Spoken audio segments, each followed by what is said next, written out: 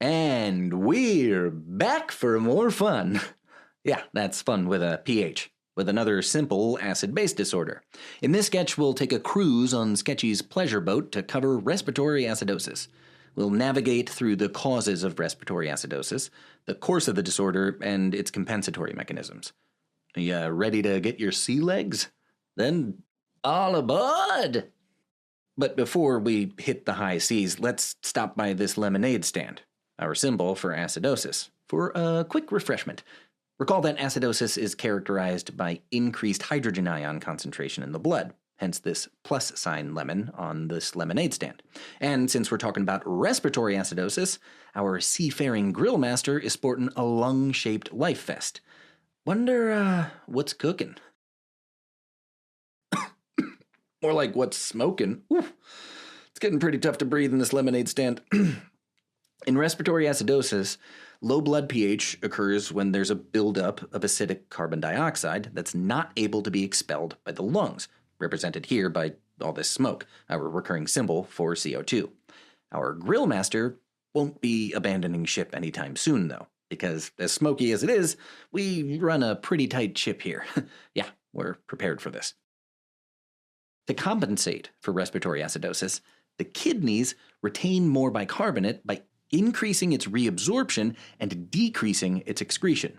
Since bicarbonate is alkaline, more of it around means blood pH will increase. This is why we've called all hands on deck and opened up this rather large kidney-shaped chest full of baking soda, our symbol for bicarbonate. And don't worry, there's absolutely nothing suspicious about transporting kilos of white powder across sea borders, I think. Note that this is a partial compensation, so while the kidneys help stabilize blood pH, it still remains low. Expected laboratory values in respiratory acidosis include low blood pH, high PCO2, and high bicarbonate from metabolic compensation. Now that we've covered that respiratory acidosis primarily occurs because of CO2 retention, let's dive into some of the specific conditions that cause PCO2 levels to rise. This fan looks like it's having a difficult time blowing away that buildup of smoke, which makes it the perfect symbol for hypoventilation. Hypoventilation means that less CO2 gets expelled from the lungs, either due to decreased respiratory volume or respiratory rate, and it's a characteristic of all of the causes of respiratory acidosis. Cannonball!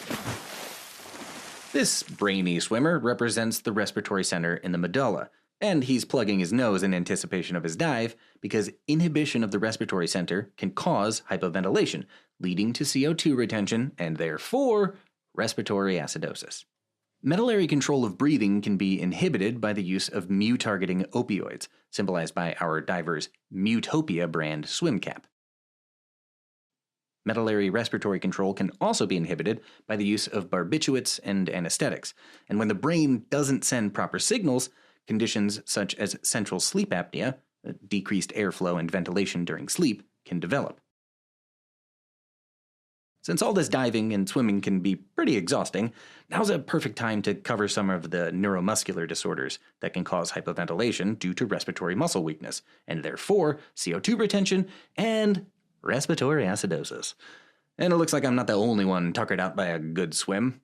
Ahoy, it's Guillain the Bear, our symbol for Guillain-Barré syndrome, a rare autoimmune neurological disorder that causes respiratory muscle weakness.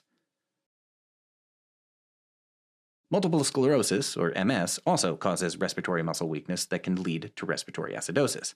In MS, the myelin sheath surrounding nerve fibers becomes damaged by inflammation and injury, kind of like how the protective cushion on these boat fenders have been damaged and cracked, presumably by the captain crashing into the dock a bunch of times.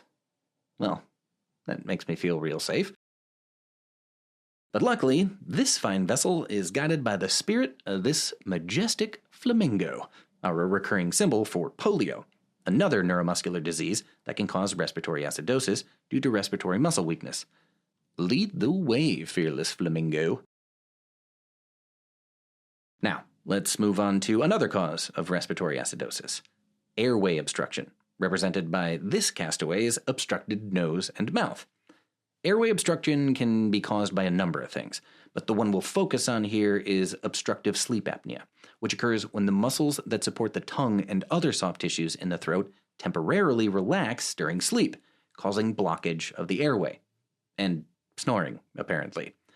Airway obstruction due to obstructive sleep apnea can lead to CO2 retention due to decreased respiration, and therefore, respiratory acidosis. Don't you hate it when you're in the water and something touches your leg? Ugh. Must have been those two bloated fish. Which brings us to the final causes of respiratory acidosis that we'll cover, the gas exchange disorders. Gas exchange disorders also cause respiratory acidosis due to expelling less CO2 from the lungs, and include chronic obstructive pulmonary disorder, represented by our swollen blue and pink fish, acute respiratory distress syndrome, and pneumonia. Well, looks like smooth sailing from here on out, so let's climb back on deck and discuss the course of respiratory acidosis. And to finally get something to eat on this dinghy. As we already learned, respiratory acidosis begins with the initial disturbance of an increase in PCO2 due to hypoventilation. Looks like we'll be having smoked snacks. This buff butler is using a smoker to concentrate smoke inside this snack table, because during respiratory acidosis, excess CO2 moves into the cell, where it's converted to hydrogen ions and bicarbonate. Those hydrogen ions are buffered by intracellular proteins and organic phosphates. Yep, nothing but the tastiest hors d'oeuvres around here. This buffering process commonly occurs in the red blood cells, which is why the meat and pea pretzel tables are surrounded by red life rings. And as we mentioned before, the final event that occurs in respiratory acidosis is renal compensation. Since renal compensation usually takes time to occur, pH in acute respiratory acidosis is likely to be much lower than in chronic respiratory acidosis, when renal compensation is occurring. In order to get the pH back to normal, the kidneys increase production and reabsorption of bicarbonate, but the kidneys don't stop there. They also excrete excess hydrogen in the form of titratable acid and ammonium ions, which explains why our friend with a great right arm here is pitching those plus lemons, our symbol for hydrogen ions, overboard. And on that note, I think we better steer the schooner back to land. But before we let the anchor drop, let's review what we covered. Respiratory acidosis refers to increased hydrogen ion concentration in the blood due to CO2 retention, and is partially compensated for by increased renal absorption of bicarbonate. Respiratory acidosis is a result of conditions that cause hypoventilation and elevated PCO2 levels. We then covered some causes of respiratory acidosis. Inhibition of the medullary respiratory center, which occurs in central sleep apnea, or with the use of mu-binding opioids or barbiturates, can cause respiratory acidosis. Respiratory muscle disorders such as Guillain-Barré syndrome, multiple sclerosis, and polio cause respiratory muscle weakness that can also lead to respiratory acidosis. Respiratory acidosis can also be caused by airway obstruction that occurs with obstructive sleep apnea, as well as a multitude of other conditions. And finally, gas exchange disorders such as chronic obstructive pulmonary disorder, pulmonary edema, and pneumonia can lead to respiratory acidosis. Then we cruised the course of respiratory acidosis, beginning with the buffering of excess hydrogen ions by intracellular proteins and organic phosphates in red blood cells.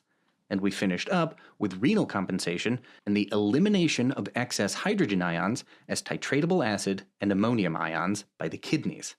But before we go, we are required to inform you that no sea animals were harmed during the production of this sketch, except for that one whale that got a plus lemon stuck in its blowhole, but he then blew it out no problem. Yes, he is fine.